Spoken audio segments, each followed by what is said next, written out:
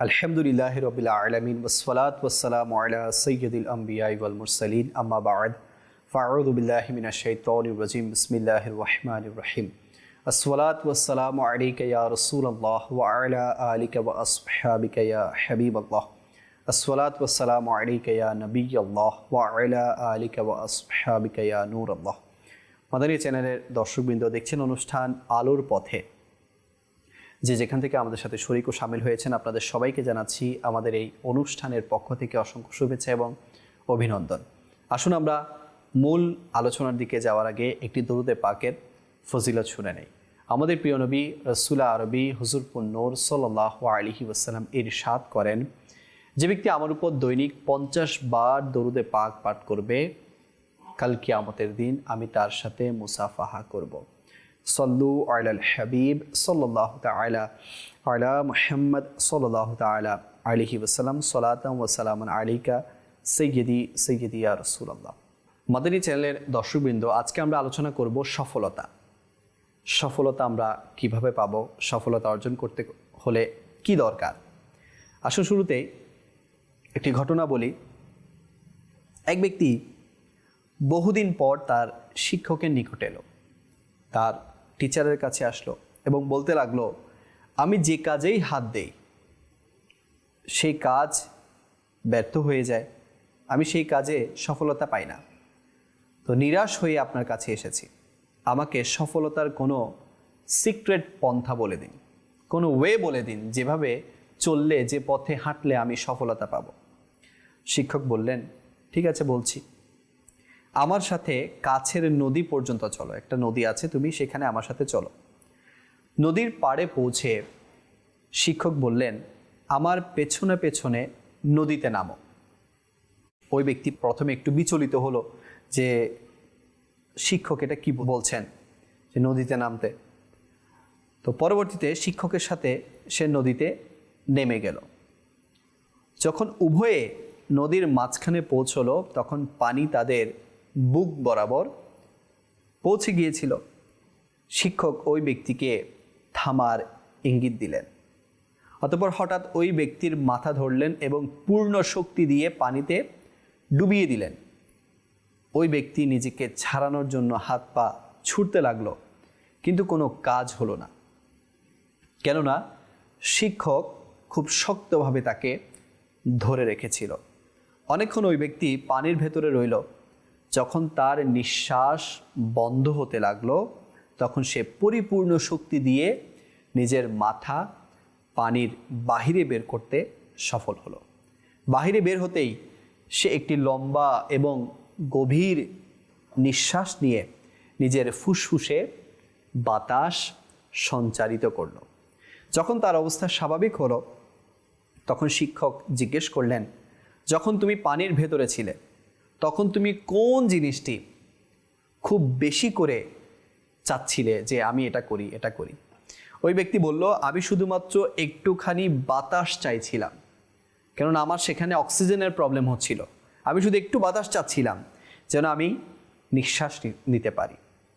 তো শিক্ষক বলতে শুরু করলেন, এই বিষয়টি আমি তোমাকে বোঝাতে চাচ্ছিলাম। যখন আমরা কোনো জিনিস সত্যিকার অর্থে মন থেকে চাওয়া শুরু করি, অনেক বেশি সেটাকে পাওয়ার চেষ্টা করি, তখন আমরা আমাদের উদ্দেশ্যে সফল হয়ে যাই, তখন আমাদের উদ্দেশ্য পূরণ হয়ে যায়। সুতরাং তুমি কোনো কাজে সফল কাম হতে চাইলে কাজটিকে এমন দৃঢ়তার সাথে করতে হবে, এমন আশা আকাঙ্ক্ষার সাথে করতে হবে, যেমনিভাবে আজ তোমার সামান্য বাতাসের প্রয়োজন ও আকাঙ্ক্ষা ছিল।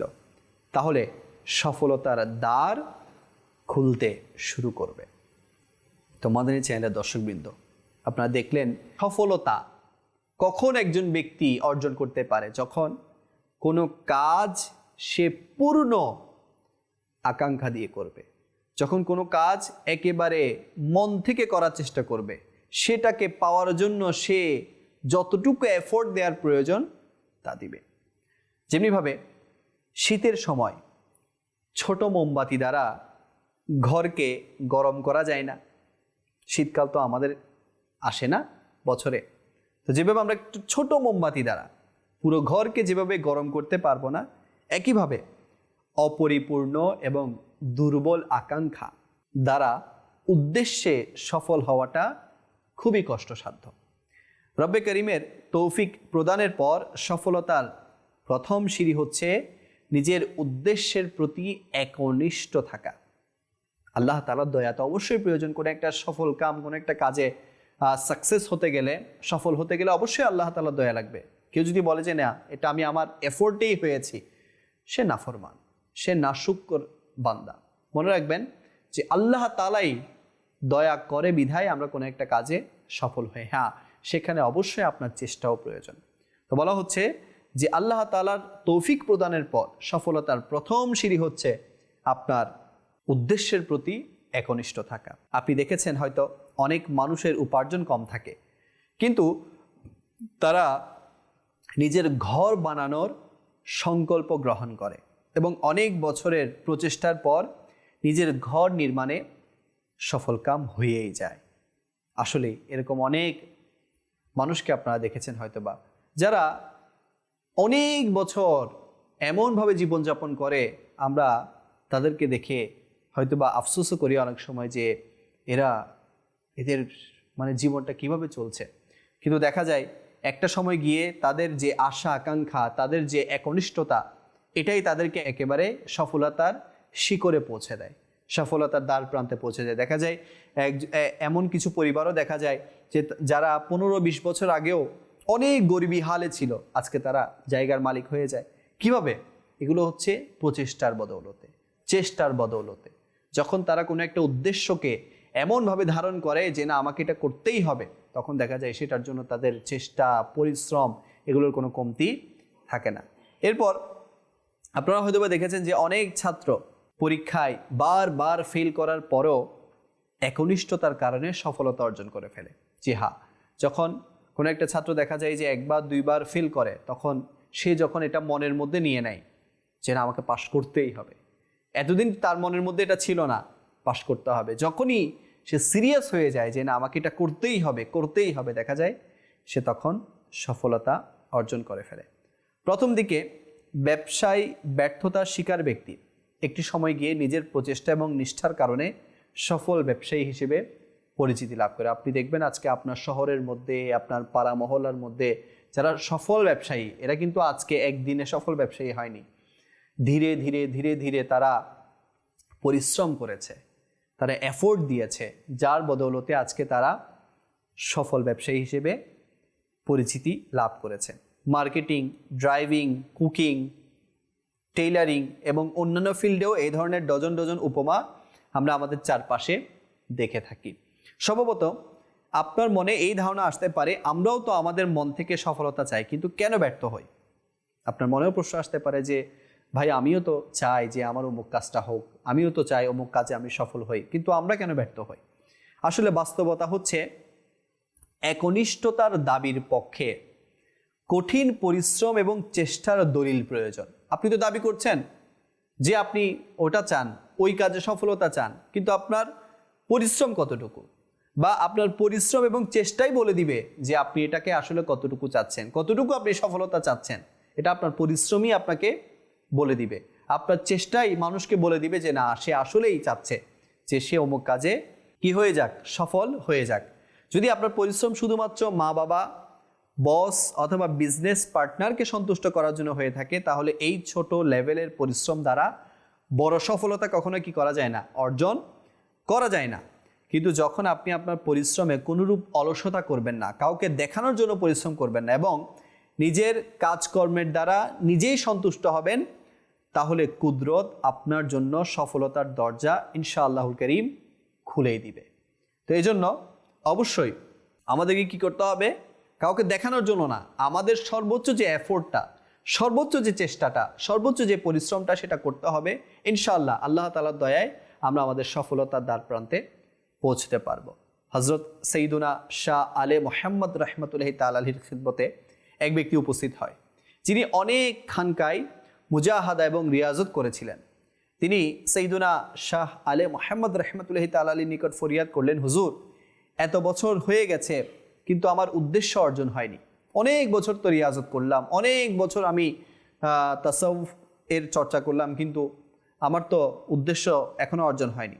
তিনি রাহমাতুল্লাহি তাআলা আলাইহি খানকা শরীফের একটি রুমে তার অবস্থানের ব্যবস্থা করে দিলেন এবং খাদেমকে আলাদাভাবে ডেকে নির্দেশ দিলেন তাকে খাওয়ার জন্য মাছ দিবে, তবে এক ফোঁটা পানিও দিবে না। খাদেমকে কি বললেন? তাকে মাছ তো দিবে কিন্তু এক ফোঁটা পানি দিবে না, এবং খাবার খাওয়ার পর তৎক্ষণাৎ বাহির থেকে দরজা বন্ধ করে দিবে। ঈশার নামাজের পর খাদেম ওই ব্যক্তিকে মাছ খেতে দিল। যখন সে মাছ খাওয়া শেষ করলো তখন খাদেম তৎক্ষণাৎ বাহির থেকে দরজা বন্ধ করে চলে গেল। তখন সে ভেতর থেকে চিল্লাতে লাগলো, আমাকে পানি দাও, আমাকে পানি দাও, আমার পানির প্রয়োজন। কিন্তু সেখানে শোনার কেউ ছিল না। ভোরে ফজরের সময় খাদেম রুমের দরজা খুলে দিল। দরজা খুলতেই লোকটি পানির দিকে দৌড় দিল এবং যতটুকু মন চাইল পানি পান করল। নামাজের পর হযরত সৈয়দুনা শাহ আলে মোহাম্মদ রাহমাতুল্লাহি তাআলা আলাইহি ওই ব্যক্তিকে বলল, ঠিক আছেন তো? তো সে আরজ করলো, হুজুর, রাতে তো খাদেম আমাকে মেরেই ফেলছিল, কেননা আমাকে এক তো এত গরম মাছ খেতে দিল, অপরদিকে আমাকে এক ফোঁটা পানিও দিল না। সে রুম লক করে চলে গেল এবং ওই অবস্থাতেই আমাকে সেখানে রেখে চলে গেল। হুজুর জিজ্ঞেস করলেন, তাহলে রাত কিভাবে অতিবাহিত হয়েছে? আরজ করলো, যতক্ষণ জেগেছিলাম পানির কথা ভাবতে লাগলাম, যখন ঘুমালাম পানি ছাড়া আর কিছুই দেখলাম না। হযরত শাহ আলে মোহাম্মদ রাহমাতুল্লাহি তাআলা আলাইহি বললেন, সত্যিকার আকাঙ্ক্ষা এটারই নাম। কখনো কি নিজের সেই উদ্দেশ্য পূরণে মনের মধ্যে এমন আকাঙ্ক্ষা রেখেছিলেন যেই উদ্দেশ্য পূরণ না হওয়ার ব্যাপারে আপনি অভিযোগ করছেন? লোকটি মোজাহেদা করেছিল, এ কারণেই অন্তর পরিষ্কার ছিল, নফসের যেই ধোঁকা ছিল তৎক্ষণাৎ দূর হয়ে গেল এবং সর্বশেষ তার উদ্দেশ্য পূরণ হয়ে গেল। তো প্রিয় ইসলামী ভাইয়েরা, আমরা আমাদের জীবনের বিভিন্ন স্টেজে পানাহার, বাসস্থান, বাহন, লেখাপড়া, বিয়ে শাদী, আনন্দ ভ্রমণ, চাকুরি, ব্যবসা বাণিজ্য এবং টাকা পয়সার ব্যাপারে বিভিন্ন ধরনের উদ্দেশ্য লালন করে থাকি এবং সেগুলো অর্জন করার আকাঙ্ক্ষাও রাখি। কিন্তু আমাদের এটি ভুলে যাওয়া উচিত নয় যে যেই জীবন আমরা লাভ করেছি সেটারও কোনো উদ্দেশ্য আছে যা আমাদেরকে পূর্ণ করতে হবে। সেই উদ্দেশ্য সম্পর্কে কুরআনুল কারীমের এই দুই আয়াতে আলোচনা এসেছে। প্রথমটি হচ্ছে সূরা জারিয়াতের আয়াত নম্বর 56-এর মধ্যে বলা হচ্ছে যে বিসমিল্লাহির রহমানির রহিম ওয়ামা খলাকাতুল জিন্না ওয়াল ইনসা ইল্লা লিয়াবুদুন। আর আমি জিন এবং মানব জাতিকে এজন্যই সৃষ্টি করেছি যেন তারা আমার ইবাদত করে। তাহলে আমাদেরকে সৃষ্টির মূল রিজন কি? আল্লাহ তাআলার ইবাদত করা, আল্লাহ তাআলার বন্দেগী করা। এখন আমরা এই উদ্দেশ্যকে ছেড়ে, এই উদ্দেশ্যকে সাইডে রেখে বাকি সব উদ্দেশ্য পূরণ করার জন্য লেগে আছি।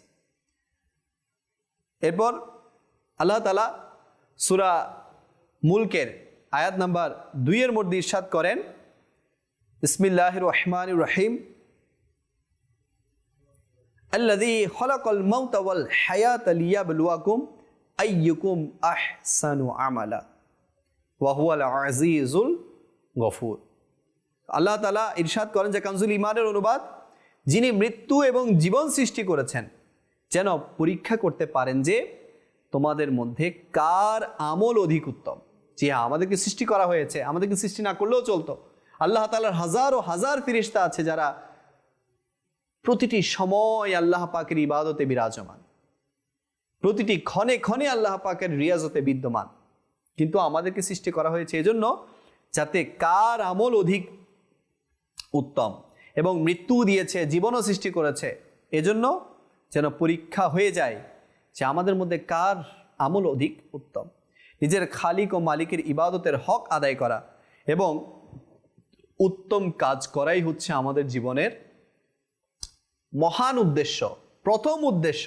তাই যেভাবে অন্যান্য উদ্দেশ্যে সফলকাম হওয়ার জন্য সত্যিকারের একনিষ্ঠতা প্রয়োজন, সেরকম একনিষ্ঠতা এই উদ্দেশ্য পূরণেও প্রয়োজন।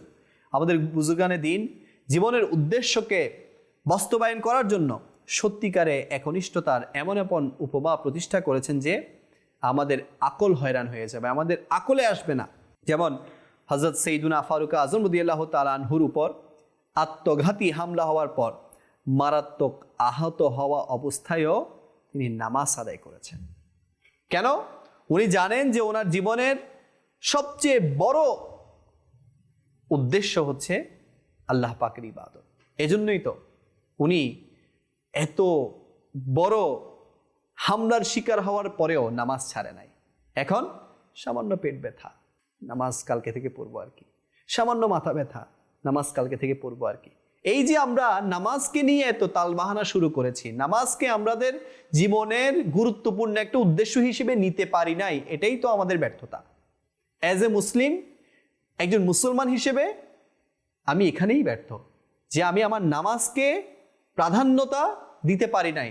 সব কাজের মধ্যে আমি নামাজকে কোথায় রেখেছি আর আমার অন্য কাজকে কোথায় রেখেছি। দেখা যাচ্ছে আমি সব কাজ করি, নামাজের সময় হলে আরে ভাই আজকে তো আমার শরীরটা একটু খারাপ লাগছে, একটু শরীরটা ব্যথা ব্যথা অনুভব হচ্ছে, কালকে থেকে পড়বো আর কি। সে কাল আর কখনো ফিরে আসে না। এরপর বলা হচ্ছে হযরত ওসমান রাদিয়াল্লাহু তাআলা আনহু বিদ্রোহীদের দ্বারা বন্দী ছিলেন, কিন্তু নিজের শাহাদাতের সময় কোরআন তিলাওয়াত করছিলেন। হযরত কাহমাস বিন হাসান রাহমাতুল্লাহি তাআলা আলাইহি প্রতিদিন 1000 রাকাত নফল নামাজ আদায় করতেন। যখন অবসর হতেন তখন হাঁটার মতো অবস্থা থাকতো না। হযরত সাফওয়ান বিন সুলাইম রাহমাতুল্লাহি তাআলা আলাইহি গরমের সময় রুমের ভেতর এবং শীতের সময় ছাদের উপর বিশ্রাম নিতেন, যেন ইবাদতের জন্য জাগ্রত থাকতে সমস্যা না হয়। আল্লাহু আকবার, আল্লাহু আকবার। প্রিয় ইসলামী ভাইরা, একটু চিন্তা করুন কেমন বুজুর্গানে দিন ওনারা, কেমন আল্লাহ পাকের নেক বান্দা। ইবাদতের জন্য নিজের দেহের কষ্ট হচ্ছে কিন্তু কোনো পরোয়া নাই। আরে ভাই, আমার রব তাআলা যদি আমার উপর রাজি হয়ে যায় আমার আর কি লাগে? হ্যাঁ, শীতের সময় আমরা কম্বল থেকে বের হতে পারি না, শীতের সময় আমরা নিজের আরামের বিছানা ছাড়তে পারি না, কিন্তু আমার মওলা আমার উপর কত দয়া করেন। ইবাদত না করলেও নিয়ামত দিচ্ছে, করলেও নিয়ামত দিচ্ছে। তাহলে চিন্তা করুন, আমি কি ইবাদত করে আল্লাহ পাকের নিয়ামত প্রাপ্ত হব নাকি না করে হব? একটু চিন্তা করেন তো, আপনার মালিক আপনাকে একটা কাজে পাঠালো, এখন আপনি দুনিয়ার অন্য সব কাজ করলেন কিন্তু মালিক যে কাজে পাঠালো সেটা করেন নাই, আপনি ফিরে আসছেন। এখন বলেন তো যে মালিকের কাছ থেকে আপনি কি প্রশংসার দাবিদার হবেন নাকি মালিকের কাছে আপনি অপমানের শিকার হবেন বা মালিকের কাছে আপনি অপছন্দনীয় হয়ে যাবেন? নিশ্চয়ই অপছন্দনীয় হয়ে যাবেন। এখন আমার মালিক, হাকিকি আমাদের মালিক যিনি, তিনি আমাদেরকে যে জন্য পাঠিয়েছেন, আমরা সেই কাজ না করে দুনিয়ার অন্য সমস্ত কাজে লিপ্ত হয়ে গেছি। গরমকাল আসলে আমরা ইশারের নামাজ ছেড়ে দেই, ফজরের নামাজ ছেড়ে দেই, আসরের নামাজ ছেড়ে দেই, আর শীতকালে আসলে আমরা অনেক মানুষ, নামাজিদের মধ্যেও অনেক মানুষ ফজরের নামাজ ছেড়ে দেয়।